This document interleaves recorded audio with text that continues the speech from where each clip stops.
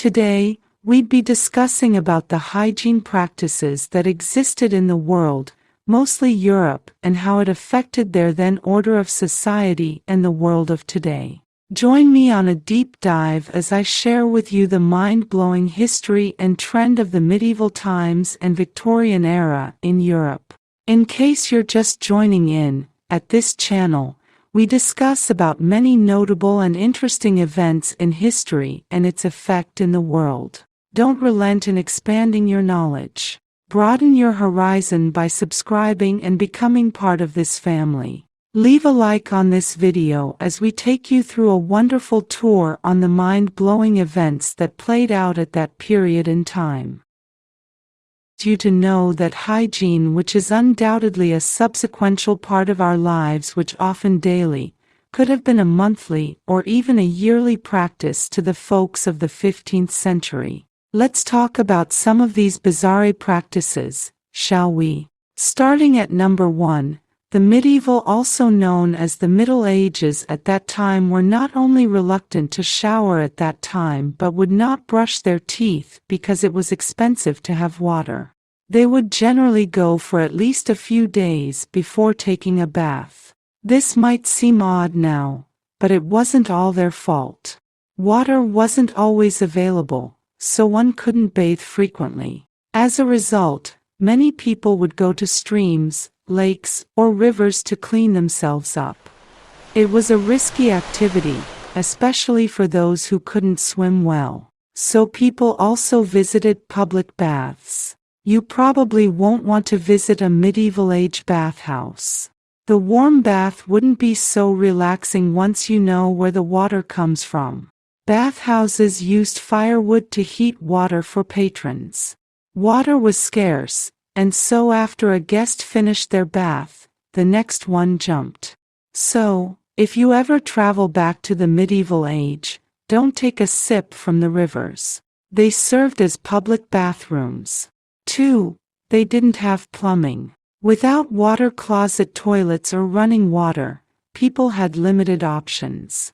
Some high-income households had latrines, while others relieved themselves in nearby bodies of water.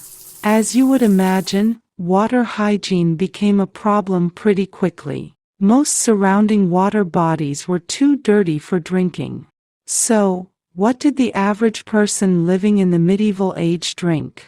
Well, they definitely didn't drink from the lakes or ponds that would make them sick. Instead, they mainly chugged alcoholic beverages. Some writers in the 15th century even encouraged pregnant women to drink wine over water. Yes, it was that bizarre. 3. They didn't have proper home flooring. Straw mixed with herbs was strewn across the ground. This would stay on for a long time, but cleaning wasn't easy as dirt and moisture would build up, giving the entire house a musty smell. Also, straw floors were excellent hiding places for rodents and other pests. The Black Plague had people looking for better floor options. Wooden floors became popular because they were much easier to clean. People used rugs, animal hides, or carpets over their wooden floors. Wealthier homes had clay or marble floors. Buckle up, guys, as this is going to get crazier. They emptied chamber pots in the streets. People often had chamber pots beside their beds to relieve themselves through the night. What they did with its contents the following day might make you shudder. Residents would throw the contents of their chamber pots over their balconies into the streets. If you were walking through the streets without paying much attention, you might miss the warning and end up drenched in overnight urine. In some cities, people will throw poop from their balconies too. The pandemic made us familiar with wearing face masks in the streets, but in the medieval period, they wore nosebags for different reasons. All that waste thrown into the streets would remain there for a while. The nosebags contained flowers to help people deal with the stench. They didn't wash their hands often. In the medieval era, people rarely washed their hands. You probably wash your hands more than a few times each day, but this wasn't the norm in medieval times. Even now, people sometimes eat without washing their hands, which is generally seen as unhygienic. But due to lack of fresh, clean water, sometimes washing hands properly just wasn't an option. They didn't always use soap. In the medieval era, they rarely used soap. Even among people who washed their hands, not everyone used soap. They may splash on a bit of water before drying their hands. When people used soap, they were most likely not scrubbing away dirt for the mandatory 20 seconds. Even when their hands appear clean, they probably still contain illness-causing germs. What number are we again, guys? Let's just continue. Moving on. Another mind-blowing unhygienic practice in the medieval age is they treated wounds with urine. You've probably heard people suggest peeing on a jellyfish sting. In medieval times, people also used urine to treat bruises and other open wounds. There are some problems with urine therapy. It's not an entirely sterile solution but contains small amounts of bacteria that increase when stored. Treating open wounds with stored urine exposes a person to infection. Fortunately, thanks to modern antiseptics, this isn't a risk you have to take anymore. Imagine how life was then regarding all of these habits. We just gotta appreciate modern inventions which regards soap, of which we will be discussing later in this video. Well, moving on, we talk about the Victorian era. The Victorian era refers to the period of Queen Victoria's reign in the United Kingdom, which lasted from June 20, 1837, until her death on January 22, 1901. This era was marked by significant social, economic, and cultural changes, including 1. Industrialization and technological advancements. 2. Urbanization and growth of cities. 3. Expansion of the British Empire. 4. Development of transportation networks, railways, roads, canals. 5. Advances in science, medicine, and education. 6. Changes in social class structures and women's roles. 7. Emergence of new art, literature. Overall, the Victorian era was a time of significant transformation and growth in the United Kingdom, with lasting impacts on British society, culture, and politics. But they weren't excluded from the catastrophe of bad hygiene. Amidst the flamboyant outfits and grandeur that came with their achievements, they had that appalling hygiene habit that ried in the past medieval times. Guess dirtiness became a thing again. But let's discuss it. Fair enough, it couldn't have been their fault because as time went on some basic amenities became expensive, which contributed to their dirty habits. Here's a list of bizarre things that the Victorians did that contributed to their awful smell that lingered in their streets at that time. Here's a list of the polite events that played out in the Victorian era. STDs were common in the Victorian era. Although considered socially unacceptable, escort work was a fairly common way for women to make a living in London's impoverished areas. Without easy access to contraceptives, these workers often transmitted STDs to their clients, who eventually transmitted them to their wives. The spread of STDs eventually became a public health hazard and was addressed by the government. Women of the night could be detained and forcibly treated for STDs, though there were little to no consequences for their male clients. In the Victorian era, women's clothing was blamed for tuberculosis and its spread. Where laundry was concerned, Victorians often used more than soap to clean their clothing. Grease and oil stains were regularly combated by rubbing chalk into clothing, while kerosene could remove grass stains and blood stains alike. Milk was a go-to cleaner for removing urine stains and odors. In a similar vein, Victorians used their own urine to bleach clothes, since urine contains ammonia. Middle and upper-class Victorians could easily purchase toothbrushes and toothpaste, but most working-class folks had to make home concoctions. Makeshift toothpaste could be made at home using soot, chalk, or powdered cuttlefish, among other options. Toothbrushes usually had harsh bristles and wooden handles. For those who could not afford a toothbrush, celery was thought to be abrasive enough to clean one's teeth while eating. While their oral hygiene wasn't ideal, their dentistry was even worse. Dental care was often provided by local barbers or blacksmiths if there was no dentist in the area.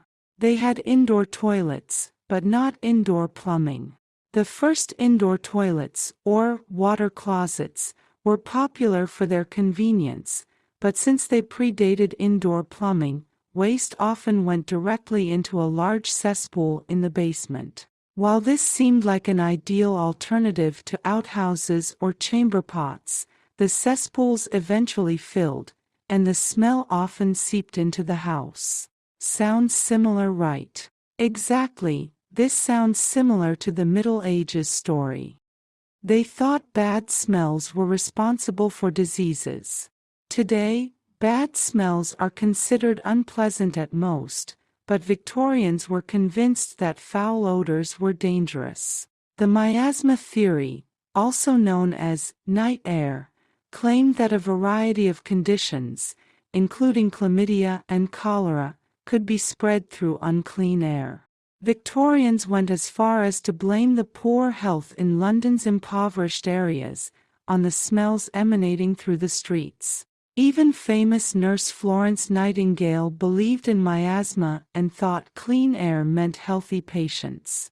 In fact, the poor sanitation in industrial areas caused diseases, which led to bad smells. Today, miasma is considered a false science in the medical community, thanks to modern sanitation and medicine. Before we continue furthermore, please leave a like on this video and subscribe for more interesting and insightful videos like this. Right after we discuss this issue, we're going to learn more about the good hygiene practices that was later adopted in these times.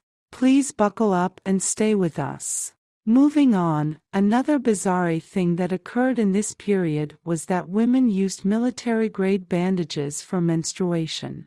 Despite the many shortcomings of Victorian hygiene, the era marked the first time in history in which feminine hygiene was actually addressed in mainstream society. Disposable pads were invented in the late 19th century, and even an early version of the tampon was implemented around that time.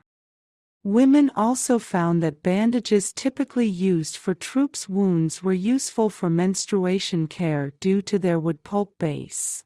In the Victorian era, they lived through the Great Stink of 1858. Even modern cities may have a certain aroma during the heat of summer, but the stench emanating from London in 1858 shut the city down. The now picturesque River Thames was once the hub of the London sewage system, meaning citizens simply disposed off their waste in the river. Londoners complained about the river's foul odors, and doctors cited the stench as the cause of rampant disease throughout the city. The summer of 1858 eventually became known as the Great Stink. Only when the winds from the River Thames blew towards Parliament did lawmakers take action. In a mere 18 days, a bill was passed that allowed for a modern sewage system in London. Practically every book, movie, and TV show made in the last century that references the Victorian era romanticizes the time period. Beautiful gowns, lavish homes, and passionate romance are staples of the now bygone time. But in much of the media we consume about the seemingly sophisticated Victorians, no one talks about where they got their water or went to the bathroom, or when they last bathed. The Victorians did achieve something. They built the famous Great Sewer Network of the mid-19th century. It was built by Joseph Bazalgette, a renowned civil engineer, and that did achieve a lot. It basically took away the possibility of wholesale cholera epidemics in the city, typhus and typhoid. They all were reduced. Let's talk about how soaps were made. Soap is a salt of a fatty acid, sometimes other carboxylic acids, used for cleaning and lubricating products as well as other applications. In a domestic setting, soaps, specifically toilet soaps, are surfactants usually used for washing, bathing, and other types of housekeeping. In industrial settings, soaps are used as thickeners, components of some lubricants, emulsifiers, and catalysts. Well into the 19th century, soap was heavily taxed as a luxury item in several countries. When the tax was removed, soap became available to most people, and cleanliness standards across societies improved.